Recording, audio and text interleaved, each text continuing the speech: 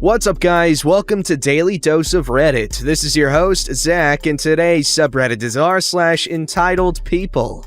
This story's called Entitled Sister-in-Law Leaves Her Kid with Me for 2 hours. Almost makes me late for work. So I woke up around 8:50 a.m. Pacific Standard Time this morning. My sister-in-law, June 27th, just kidding, 27-year-old June, tells me that she has to go to the courthouse to drop off court papers. She asked if I could watch her son and our new puppy for a few minutes. I told her I have to be at work by 2 p.m. Pacific Standard Time, but yes, I'd be willing to. So the morning continues on, and it's 10:10 a.m. Pacific Standard Time. My nephew is in school, and June tells me she's leaving. I thought she'd be gone for about 30 minutes to an hour. I sit in the living room and watch YouTube on my phone. An hour passes. She's still not home, and her son just ended school. He goes to play in my room, and I talk on the phone with my boyfriend. I figured the courthouse in our area is pretty far, so I thought she would be on her way home. I have to start getting ready for work at 12:45. I gotta stop at 12:45, so I can start walking at 1 and be there at 1:30 p.m. I already want to quit this job and work my other one, but that is a story for a different time. It's now noon, and my nephew asked to call his mom. The conversation went like this. Where are you, Mama? I'm on my way home now. Why are you taking so long? I had a few errands to run. I felt my eyes widen at that comment. She went to run errands knowing I had to work soon. It's almost 1 p.m. now, and she hasn't come back yet. My nephew is screaming and not listening to me at all, and the puppy is no better. She better give me a ride to work for this. She could have told me she was gonna run other errands.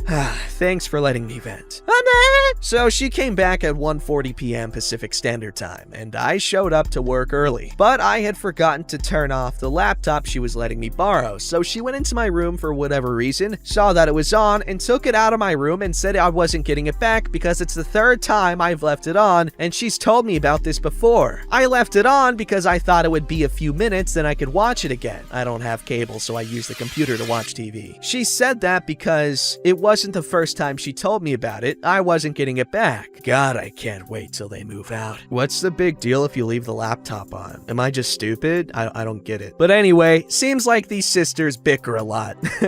But what's new? Alright, this story's called Entitled Driver Wrecks His Brand New Dodge Charger, Injures and Then Blames Me, a Pedestrian, for his wreck. Hey everybody, this is my first post on here. I'm on mobile, so forgive me for any format errors. Also, profanity in the story is censored. So, backstory. I work for a subcontracting company that does really niche IT work for various municipal governments, and my truck is loaded with equipment for computer repair and road work. Like I said, it's niche, but this becomes important later. As such, I currently have a 2-hour commute, and while I do use the interstate during the day, I usually head home closer to midnight and prefer to take state highways and back roads due to lower speed limits. So now for the cast. We have me, Brad, the entitled driver, Renee, my fiance and coworker, nice girlfriend, Brad's female companion, Chad, Brad's absolutely chill father. Now for the story. So as Renee and I were driving home tonight, we had noticed that a large rotted poplar tree had become uprooted and fallen into the road, covering both lanes. Normally, I would have called the local officials and then either waited for the tree to be removed or simply wait for them to arrive and then take a different route. Unfortunately, I had no cell reception in this area, and rerouting would have added an extra hour to my already long commute. As such, I figured I'd try to use my demolition hammer, the best thing available to me,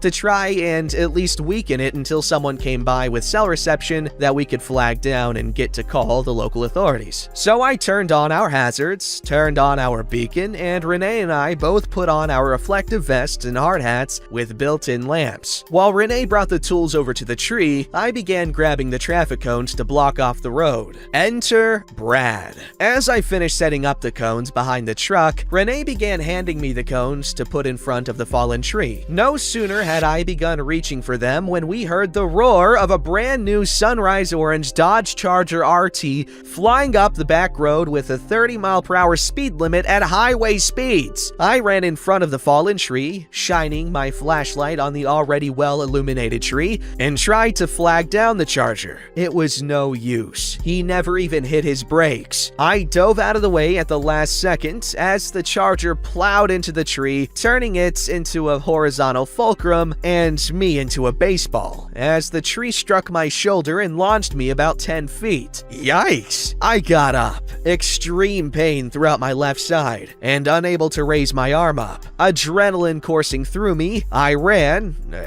hobbled quickly, to the remains of the poor obliterated Charger, now smoking and leaking fluids all over the road. Miraculously, Brad and nice girlfriend, both about my age, early 20s, got out and were completely unharmed, though understandably shaken. Renee, who miraculously found the one spot with coverage, called emergency services, and nice girlfriend called Chad. That's when I heard it. Oh God, my car! How could this happen? Why does this always happen to me? What? And that was when he looked at me, looked at the clearly uprooted tree, and proceeded to have a unique reaction. One that I never really thought ever happened. One that sounded like...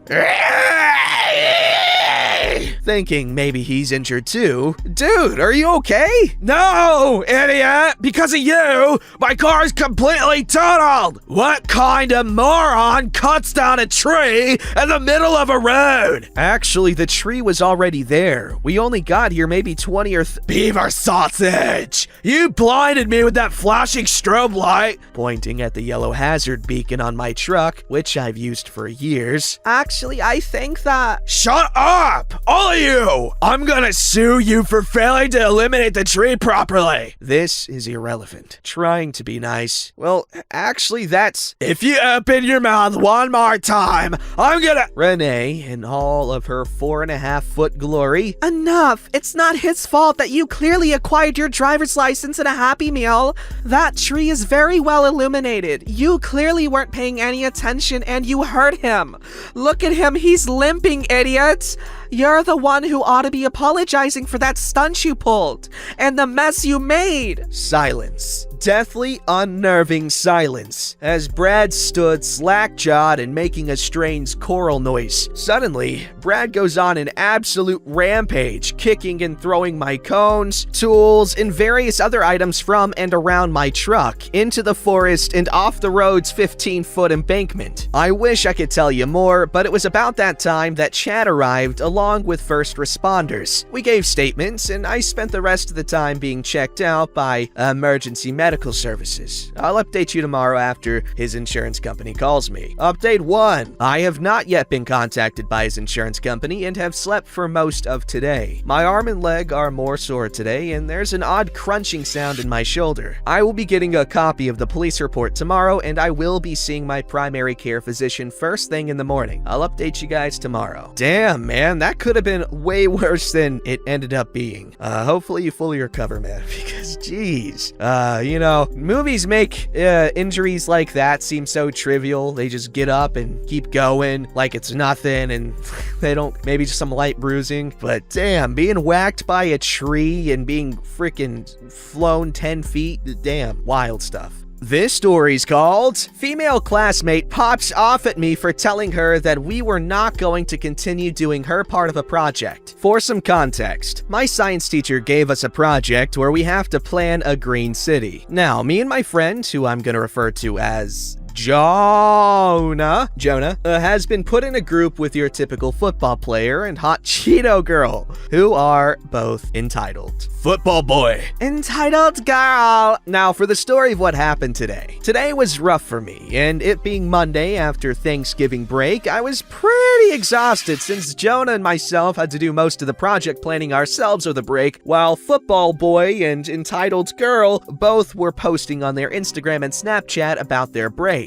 We got back today in class, and it's after 6th period. I was tired, and I wanted to break. Plus, Jonah's hands were cramping and locking up due to him having terrible arthritis in his hands. So I asked Football Boy and Entitled Girl if they would help us out on the project today. Since we did most of the work, I thought maybe they could help us on the drawing and planning part. Boy, was I more wrong than I ever been in my life. Football boy looked at me like I asked him to jump into a lava lake because he looked at me and these were his words. Wow, we already do so much and you two don't do anything. So I think you should do your part and I'll sit here and watch you. The look on my face was like pure anger. I wasn't in the mood for any of that bull crap, so I walked off and went over to Entitled Girl, and she basically said the same thing. So at this point, you can probably guess I was hotter than all 9 circles of hell pissed. So when the teacher had told us to get in our groups at the lab tables to talk about our city, we did. But Football Boy and Entitled Girl were on their phones for about most of the time we were in the group, and I had enough. So I asked them as kindly as I could, and here's how it went down. Hey guys, can you help us? We're trying to decide which green energy we should use for our city, and I just want to know your input. Why should we pick? Aren't you the team leader? That's your choice, not ours. He's asking because he wants something we can all agree on so no one will gripe about it.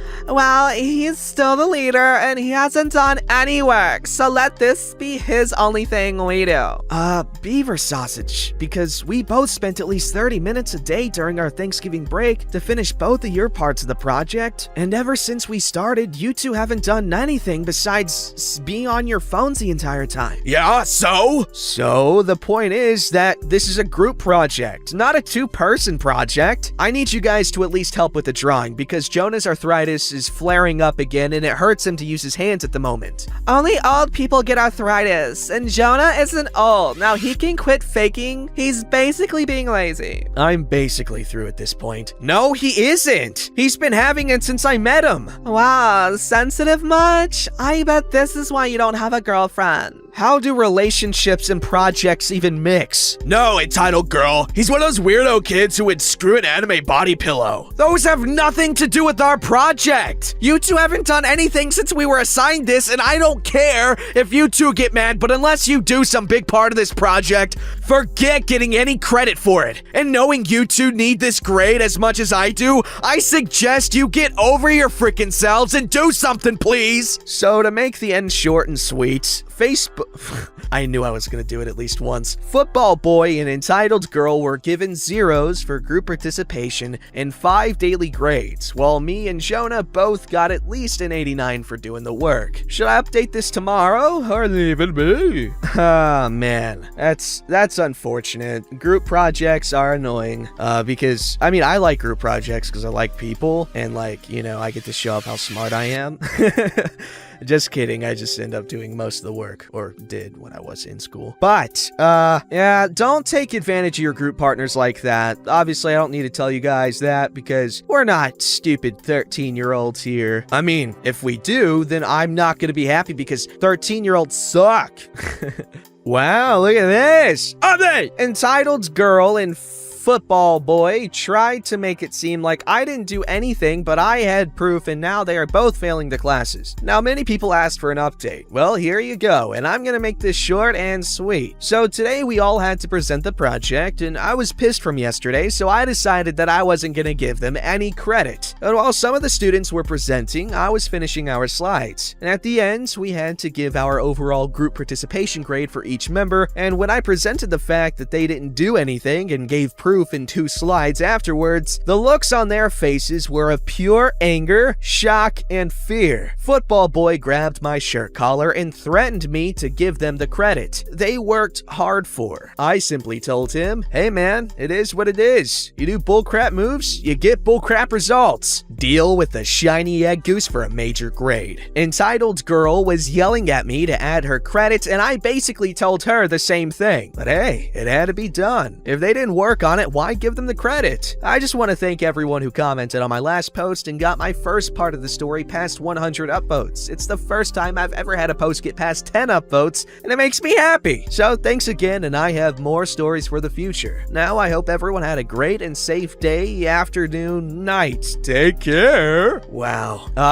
That's some sweet, sweet karmic justice. I love it! This story's called Entitled Person Wants Me to Work for Free During My Holiday Break. Over the Thanksgiving holiday, I've been entertaining a couple of friends staying at my house for a few days. We hadn't seen each other for a good while due to Brovid, so it was nice seeing them. Friday morning, someone I know started texting me if I would do some screen printing for them so they could sell some shirts online. I explained how I'd help them, but it'd need to be next week when I returned to work. No, it had to be this weekend, and they goaded me relentlessly.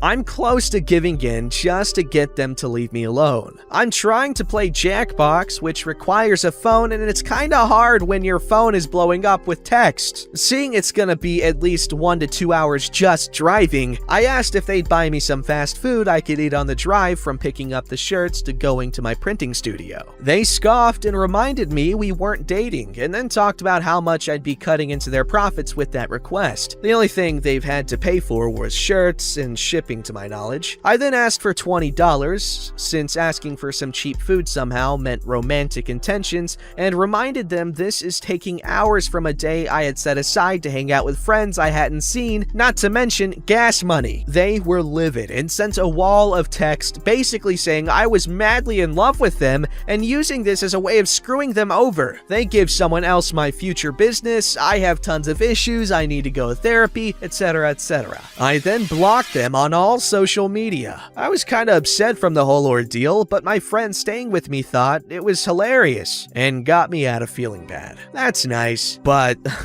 that person has some issues. They need to get over themselves, but it's nice you get to spend time with friends. Don't forget to like, subscribe, and hit that bell to never miss an episode.